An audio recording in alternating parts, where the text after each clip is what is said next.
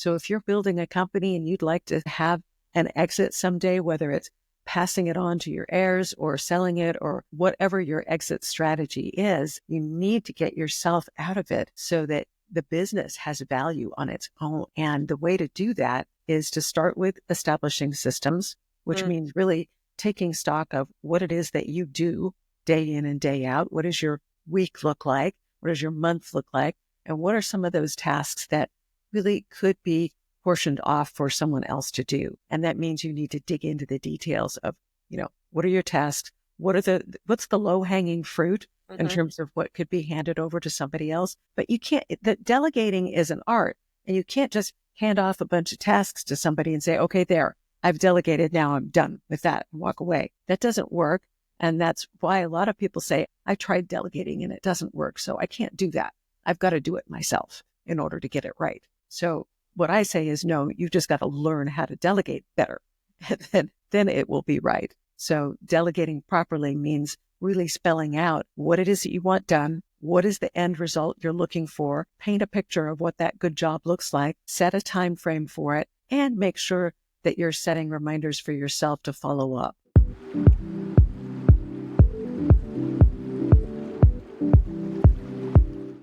Hello, everybody, and welcome to the show. My name is Tiffany Alexander, and I have a wonderful guest for you today. This is the podcast, Unveiling Journeys. And if you've been following along, you know that I'm a huge, huge fan of the power of referrals. And that is mostly how I meet a lot of my guests. I ask these amazing people that I've been introduced to, I say, hey, who else do you know that I need to know? And by the way, I have someone that you need to know, which is exactly how everything went down for me to meet Ral today. She has an amazing story, and we get to talk about where her journey has brought her, and she gets to kind of crack into all of that with us. So please welcome my guest and my new friend, Ral West. Hey, how are you doing today, way over there in Alaska? I'm doing great, Tiffany. Thank you. It's been such a pleasure getting to know you.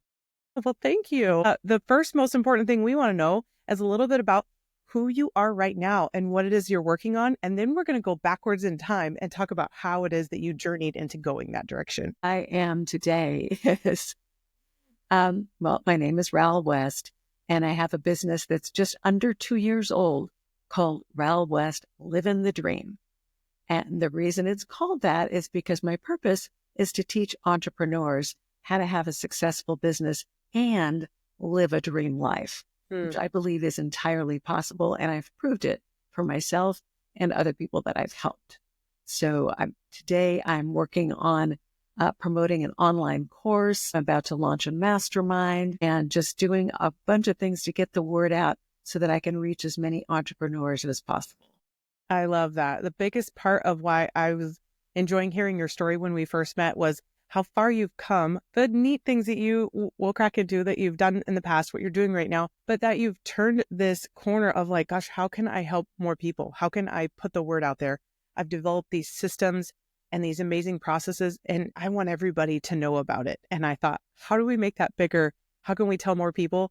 Number one, I got to get the word out to have you on here.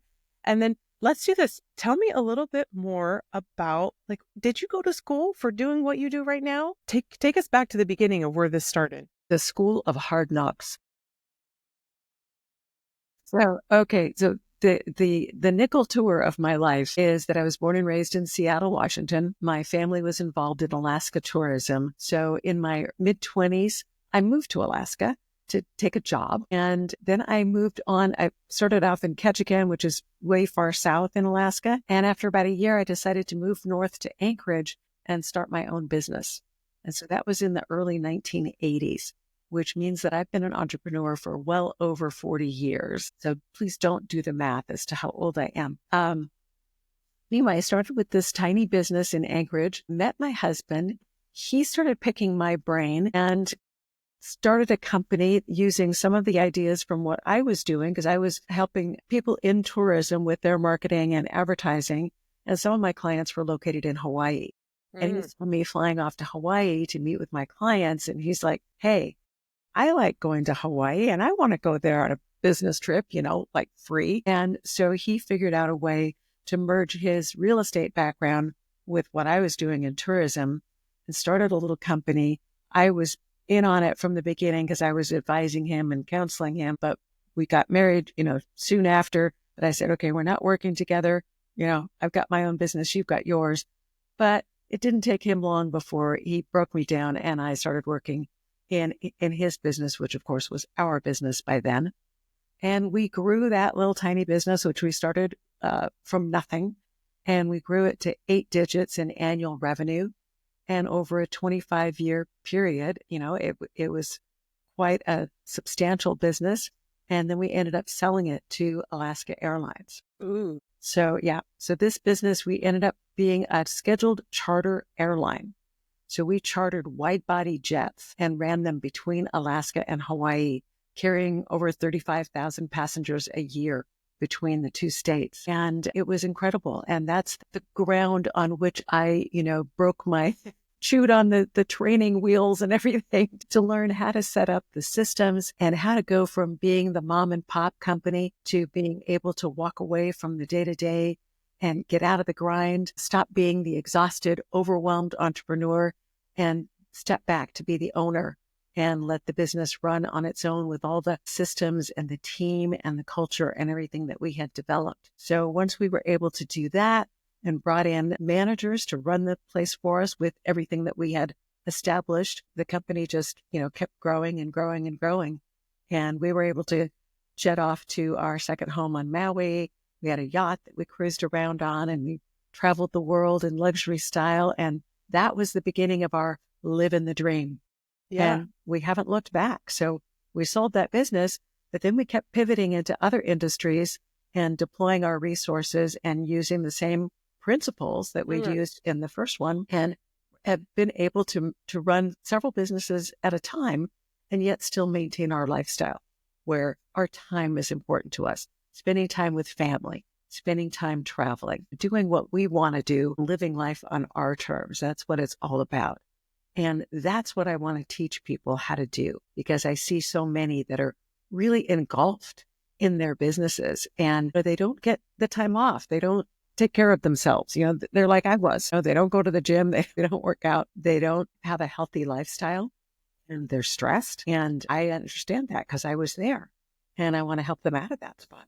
Right. You are speaking life into all the entrepreneurs or business owners that are listening to this episode right now because they're thinking, wait a minute, I don't want to admit it, but I'm like a tired business owner, or I'm revealing to myself that maybe I am lacking these principles of foundations of taking a little bit of myself out of being the most important part of the business. That was something a mentor told me years ago, was like, Tiff, if you are irreplaceable, how are you going to let someone else run your business? You have to be allowing these systems to be put into place. Where would you say people should start? Because they're already thinking, oh my gosh, I need to know you. I need your advice.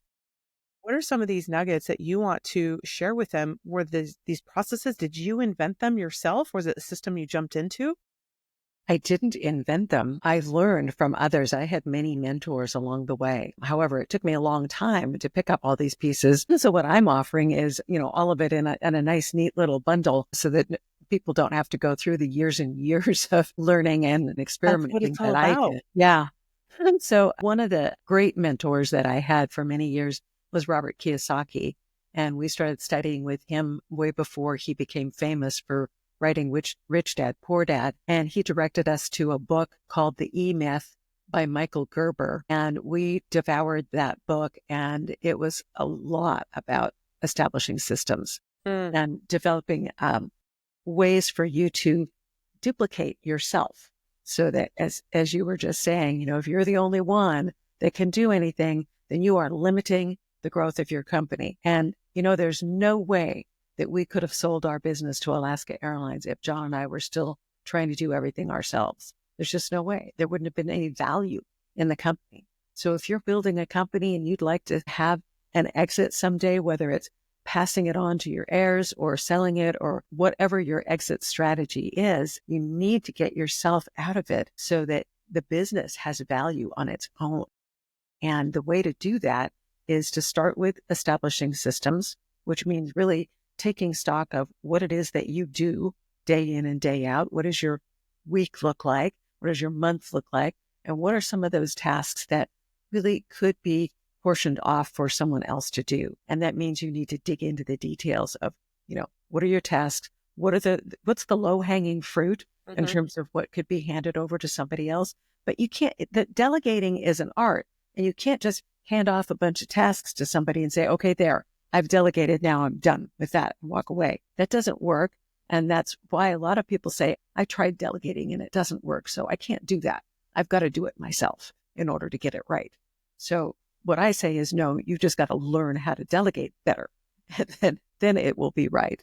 So delegating properly means really spelling out what it is that you want done.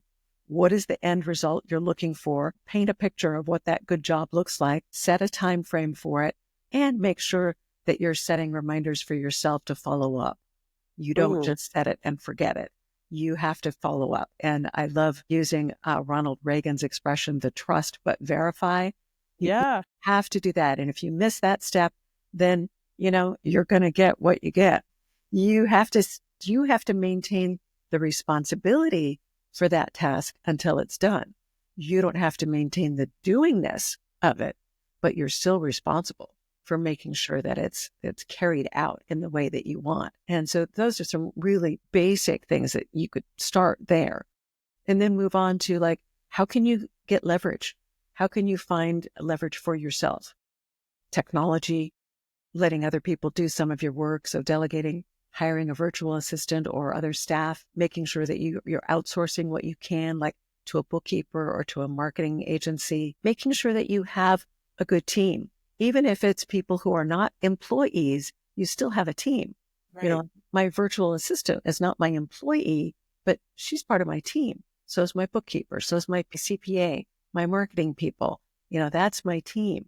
So, at one point when we had the big company, we had like up to 50 or more employees. Well, we don't want to do that anymore, but I still have to have a team. Yeah. And then you have to carefully craft your culture. What do you want your company to stand for? What are your principles and values that you want carried out throughout your organization? How you deal with your customers, how you deal with your vendors, how you deal with the rest of your team. Those are very important pieces that oftentimes are overlooked. And I think people end up with a culture by accident instead of on purpose. And I believe in very, very purposefully and intentionally building the culture that you want. And the culture needs to match you. You need to build it around your personality and your values. And I even go so far as to say, you need to build your business to support you and your lifestyle instead of the other way around. I love that. I think it's a mistake. I mean, I didn't start off by doing that, but now I'm thinking, oh yeah, if I'm going to, any business that I start or maintain these days, it has to be supportive of my lifestyle or I don't want to do it.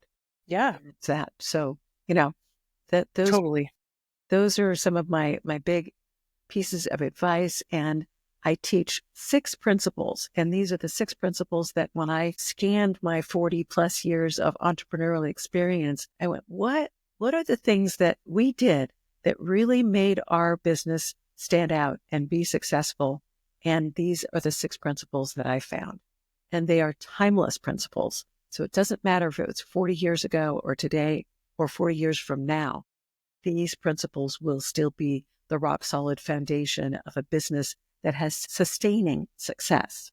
Yeah. Now, the technology and the, methodologies and so forth will change, but the principles won't. I love that. One thing that you mentioned is where you've gained all this knowledge, which I think is the culmination of what us as leaders, as entrepreneurs, business owners, what we do, we take and we learn from everywhere. And what you've done is you have paid for your education and in some cases paid for your lack of education, right? When we go through the school of hard knocks, right? I tell people, hey, listen, you're going to pay one way or the other. You're going to pay for ignorance or you're going to pay for education. And what you've done is you've created this little world of all of the best pieces that got you through it all, through the mistakes. And now you're like, this is it. This is what I believe people should walk into. And now this is something that you are presenting to them to say, hey, I cracked the code on what it is that makes it duplicatable, repeatable, removes you from the process. And I think you did it and you've made it into like a course so that they can step into something no matter how frazzled or crazy or little or big that they seem. that they can apply these principles right with what you've invented, right? Or you've put together. Yes, absolutely. The course is easy, and it's you know, it's all online. You can take it at your own pace. They're all video lessons and worksheets, so you can, do it. It's a do-it-yourself kind of course. I'm not, going to walk you through this is what to do for your business, but this is the concept, and here's, I give you guidance on how to apply it to your business. If you want more help, then I'm developing a mastermind program where it'll be more of a, do it with you, and I'll be guiding you for, 12 months out of the year, and work with you in a small group of other CEOs and business owners. And that's a lot more in depth, but you can choose whether you want to just get your feet wet and just take the course, or you want to go whole hog into the mastermind program. I love that. I love that you're putting all these things together for people to be able to walk into. Tell me, I want to circle back just a tiny bit. When you sold your business that you worked so hard to invent all this stuff up and grow with your employees, you freed up the time. I know you told me that you didn't just stop there. What did you then start to move into and apply these principles over and over again with the next businesses you started jumping into? Yeah. Well, after we sold the Hawaiian vacations, we started investing in small cruise ships. And I said earlier, my family was involved in Alaska tourism, so I was familiar with little cruise ships taking passengers to Alaska. And we became aware through some industry contacts of a couple of ships that were bank owned. So their operator had gone bankrupt, and a bank had them sitting tied up at a dock in Seattle. And we knew that they were there. And so we talked to the bank about it and, struck a deal. And it took over 2 years to actually purchase the ships, because the first time around we hired a team to dive and measure the hulls, get the thickness of the steel. And we found that it was not up to Coast Guard standards. So we went back to the bank and said, we need to adjust the price because we have to spend X amount to get these ships, seaworthy again. And the bank said no. So we said, okay, well, enjoy. You can sit on them for a while. And a couple years later, another bank had taken over the assets of the first bank that had said no. And they said, do you still want those ships? And we were like, well, no, we've kind of moved on. We're not, I don't know. But anyway, we made a run at them and were able to pick them up for like 18 cents on the dollar compared to what we were willing to pay for them before. And so we ended up with 2 little ships, under 100 passengers. They needed a lot of work to get them ready for passengers because they'd been kind of just like sitting rotting at the dock, And so we got them ready and found a little cruise operator in Seattle who had some small ships. And we said, would you like a couple more to operate? And they said, sure. So we basically leased the ships to them, and they operated them, they marketed them. So we didn't have any responsibility other than, plowing the money into them to make them ready. And then a year or so later, there was another cruise line that went bankrupt, and we were able to step in and buy the assets from the banks that held the papers. And so then we had 5 ships that were operating with this one little cruise line in Alaska. Wow. Well, they operated in Alaska, Mexico, Columbia River, and the cruise line is called Uncruise Adventures. They do a fabulous job. So for about 10 years, we did that cruise ship business. But then COVID came, and we had 1 ship left because we had been selling them one by one to the cruise line because they wanted the ships on their balance sheet. And we said, yeah, that's a win-win. We can do that. Right. So March of 2020 came, and we got the phone call that said, ship isn't going anywhere. It's tied up. We can't make the lease payments. So that was our sign that it was time to exit the cruise ship business. And so after that, we looked around, we did a lot of research, and decided that multifamily real estate was where we would go next. You're flipping cruise boats, little baby cruise boats, and you're like, well, if I can flip a boat, I think I could go to property. It seems like the other way around. Like maybe if I flip a house, I could flip a cruise boat. And here you are starting with something unheard of in my mind. Like I said, the principles are the same. That's what's so great is that you're explaining that you can take these systems and put them into anything that you really want to apply to. And I want people to hear and feel that I can't even imagine going and flipping a little boat, but at the same time, I could, right? We could do it with multiple things. And you are striking that like visionary thing with people to let them know they're missing out, right? If they don't have the right systems in place, because then you walked right into your next venture. Tell me about the door. Yeah, well, we joined a group to learn. I mean, we were starting off kind of blind, and we had done a lot of real estate. We had real estate holdings in Alaska and Hawaii, and we had them for a long time. We started investing in the early 19 or mid 1990s. So we weren't new to real estate, and my husband had been in real estate before, but multifamily syndications, that was a whole new bag. So we needed to learn about that. And we joined a mentoring group. It was Brad Sumrock's Apartment Investment Mastery. We joined his millionaire multifamily mastermind because I said, okay, we need to fast track this. We want to go all in. So we're going to join the group of the movers and the shakers. So we did that in the spring of 2021.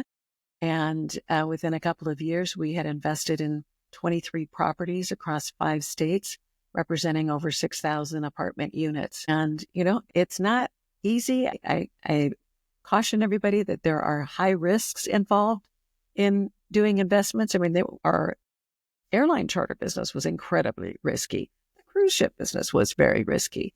So is real estate. But you have to be able to, evaluate the risk and, don't risk more than you can afford to lose.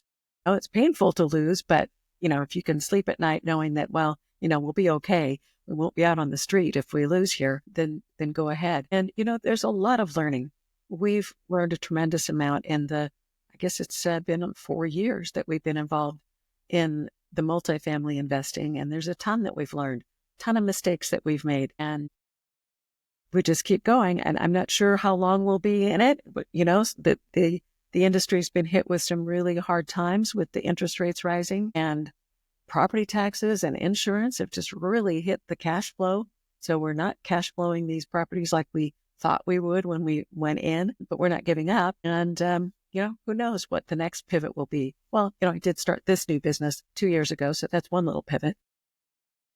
Oh, yeah. And the mastermind, that's going to be huge. You're going to be able to pour this culmination of all of this knowledge from multiple sources through you with your wisdom of your highs and lows into the people that you're able to have probably a certain level of like a high level of someone coming in that isn't going to question you to death, but at the same time, take action with every step that you're doing with them. Well, that's the key. I mean, I can't help anybody who's not willing to do the work that I am recommending that they do. They can't just listen to me and expect the change to happen. Hands down. Hands down. I mean, there were people that I would recommend that book, The E-Myth, to, and they would read it, and I'd say, "Yeah, that's great. Are you using some of the strategies?" "No, but it was a great book. I really enjoyed that book." "But yeah, are you doing it?" "Well, no." It's like, okay, well, what good was reading the book then? Right. Oh my goodness. You really do have to take action, and I think that's one of the things that sets us apart, is that a lot of times we've learned things and then we apply them. And, there you go. Now, I've learned things about being healthy and losing weight that I haven't always applied. Guilty. I love it. It is what we know what to do. We're doing our best, right? Yeah. In this phase of my life, living the dream to me means being healthy and physically fit. And so I do work out regularly with a trainer. I know I need the trainer to kick me in the butt because otherwise I won't do it. And I'm really committed to being healthy and fit. I'm older now, and I realize that this body isn't going to just, be able to keep functioning the way I want it to forever without giving it some support. So, I try to eat in a healthy way and make sure that I get some exercise. That's part of living the dream. That is. Absolutely. And when you have the ability to have your schedule ideally the way that you want it, which you want to help people get to that point. I had this amazing person I saw at one of these little random seminars one time, and he said, carve out the day in the ideal life that you want to have. And I was like, well, I want to do this. And he's like, find out what's left. And that's the amount of time you have left to work. And I thought, what a reverse idea of make your schedule ideal. And then, I've got 30 minutes free this day, 2 hours free this day, and I have to make my business work in that time. It was almost like pressing me. I liked the challenge of knowing, oh man, what could I get accomplished in a couple hours a week instead of 40, right? It's what do you place your priorities on, and like now, if I've got to work out with my trainer, that's not negotiable. I can't meet with a business contact or whatever. No, because I'm due at the gym. So I'm going to the gym. And even days when I really don't want to go to the gym because I'm tired or not feeling well or something, I go to the gym. Right. And Yeah. you guys do you have the extreme, like 6 months of light and 6 months of dark? And it's not super high up there, right? No, see, a little geography lesson here. Alaska is so big that the light and dark varies depending on how far north you go. Mm-hmm. So where we are in Sitka, we're closer to Seattle than we are to Anchorage.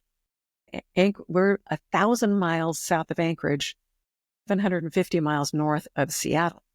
Well, Fairbanks is another 300 or so miles north of Anchorage.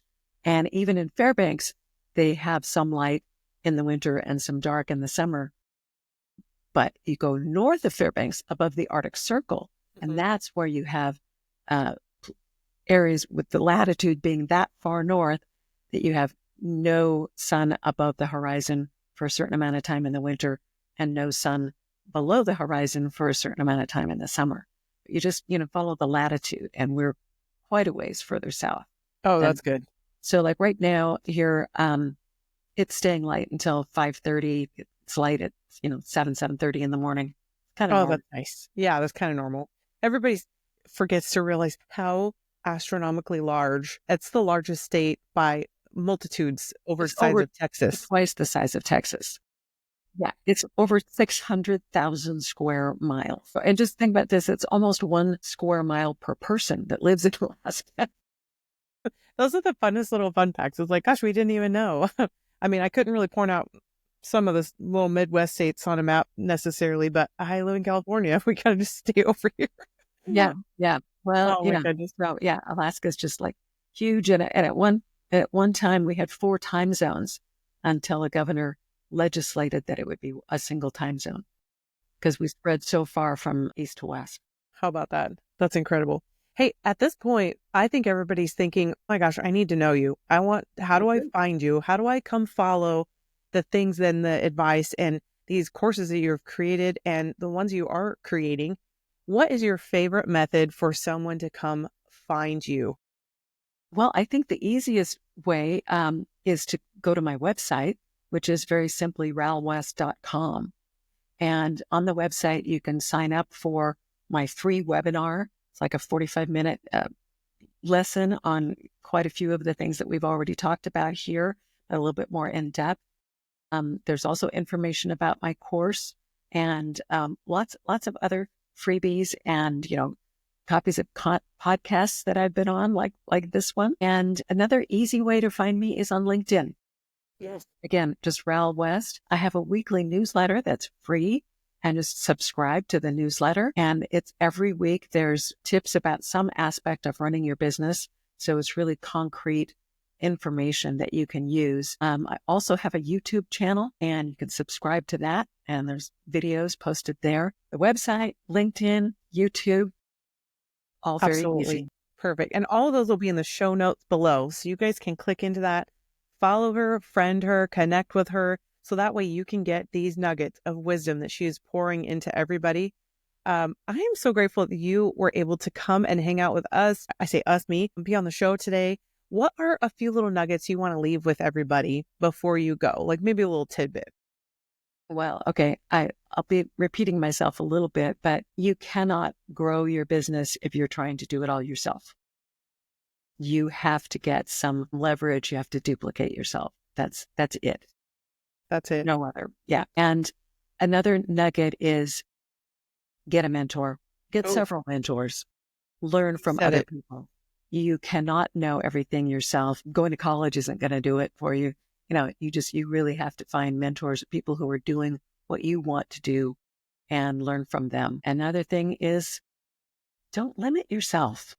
You can really do anything that you want to do. Just, you have to believe in yourself. You have to have faith and trust and go for it. Take action.